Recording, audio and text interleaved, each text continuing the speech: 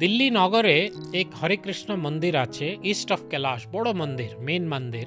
কিছু বছর আগে ওখানে একটা ওয়াটার প্রফেশনাল, ওয়াটার ম্যানেজমেন্ট, ওইকে ডাকা হয়েছিল যে ওয়াটার অডিট করতে। মানে অনেক হাজার ভক্তরা আয়, অনেক অনেক লোকরা ওখানে থাকে, কি রকম ওয়াটার যা কনজাম্পশন হচ্ছে ওটা অপটিমাইজ করা, সেভিং ওয়াটার, সেভিং হয় ওয়াটারটা কি রকম।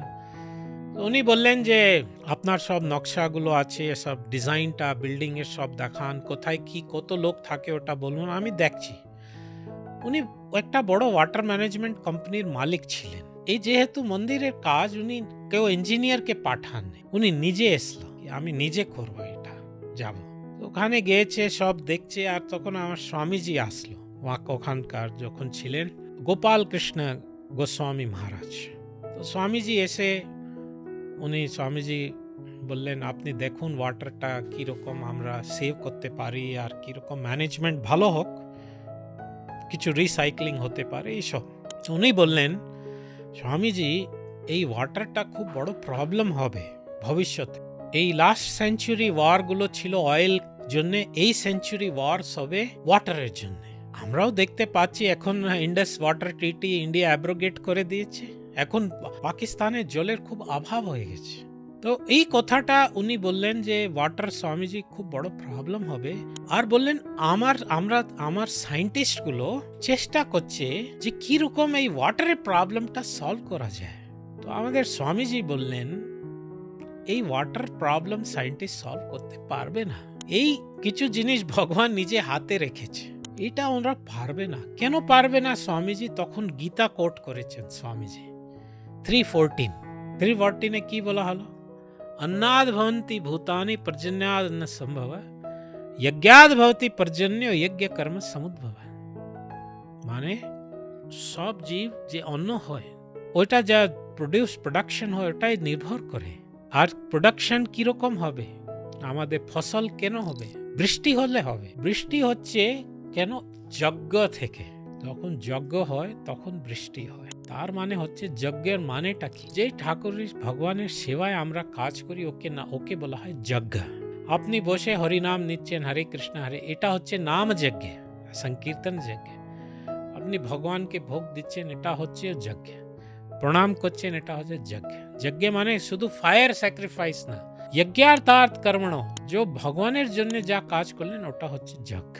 মানে একটা সাত্বিক ভগবানের সেবার কাজটা, দিব্য কাজ। আসলে এই কাজ করছে না, সব করছে বিকর্মা, মানে উল্টো কাজটা, পাপময় কাজ করছে।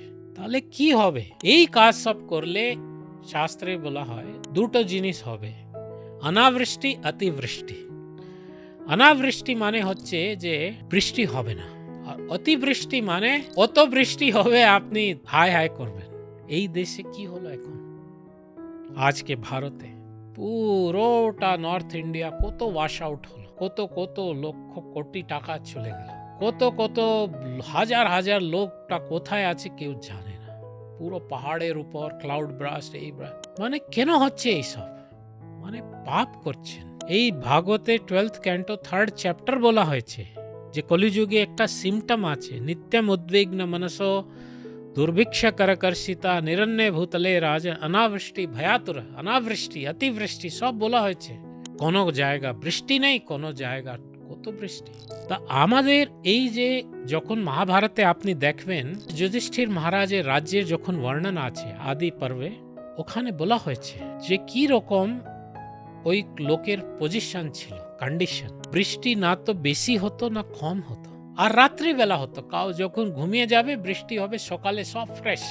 তো এই ডিপার্টমেন্ট আমাদের হাতে নেই, তো কিছু কিছু জিনিস আমাদের হাতে নেই। এখন দিল্লিতে গভর্নমেন্ট কোটি কোটি টাকা নষ্ট করে দিল এই ক্লাউড সিডিং এর জন্য, যে বৃষ্টি করব, এই পলিউশনটা একটু সরাতে। একটা ফোঁটা জল হলো না। আমরা ভগবান না, এটা বিলিভ করা খুব মুশকিল, কিন্তু আমরা ভগবান না।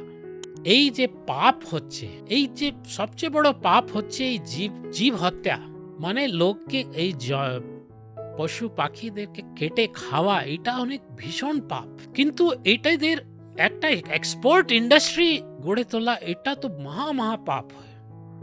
কি হচ্ছে? গভর্নমেন্ট পলিসি আছে ভারতকে নম্বর 1 বানাবে কিরকম এই মাছ মাংস এক্সপোর্টে অলরেডি আমাদের মেরিন এক্সপোর্টে আমরা নম্বর 1 নম্বর 2 আছি বিফ এক্সপোর্ট ক্যারা বিফ বলা হয় মহিষী ভैंस দিয়ে ওখানে সব চলে এই ক্যারা বিফ এক্সপোর্টে নম্বর 1 নম্বর 2 আছে ওরা দেখছে যে কত 30,000 কোটি এসলো 20,000 কোটি আসছে টাকা এসছে কিন্তু এরা যেহেতু নাস্তিক এরা দেখতে পাচ্ছে না মিনিস্টার ব্যুরোক্র্যাট যে 10-20,000 এসে গেল কোটি টাকা কত লক্ষ লক্ষ কোটি টাকা পিছন দিয়ে চলে যাচ্ছে এই বৃষ্টির দেখতে পাচ্ছে না তো তোমরা কাউকে থাকতে দেবে না শান্তিতে তোমাকে কি প্রকৃতি তোমাকে ভগবান তোমাকে শান্তিতে থাকতে দেবে আরে ঠিক আছে তোমার খিদে হয়েছে কেটে খাও ওটা তো চলো একটা বোঝা যায় কিছু খাবার নেই তোমার কাছে যাই হোক কেটে নিল চিকেন পাঠাকে কাটলো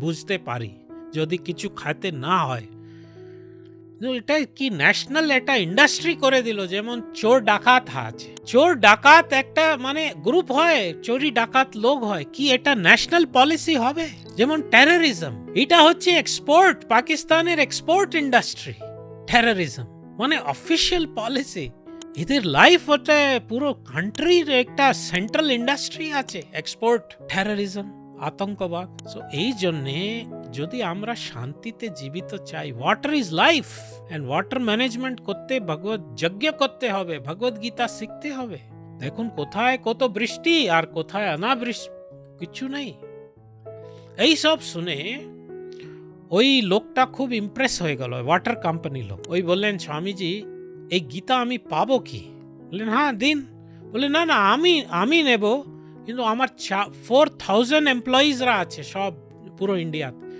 আমি চাই সবাই সবাইকে গিফট করব ওরা জানুক যে কত প্রয়োজন আছে এই ফিলসফিতে কত এই জানা জরুরি আমাদের জীবন যাপন যদি করতে হবে বাঁচতে হবে ভগবত গীতা জানতে হবে 4,000 গীতা অর্ডার করে পুরো কান্ট্রিতে বলে আমার ওয়াচম্যান থেকে আমার যা সব ম্যানেজারগুলো আছে সবাইকে এক একটা গীতা আমার সুইপার আছে ওকে গীতা দেবে তো এই জন্যে গীতা যে হচ্ছে আমাদেরকে প্রয়োজন বাড়িতে রাখা উচিত ওর সব পড়া বোঝা উচিত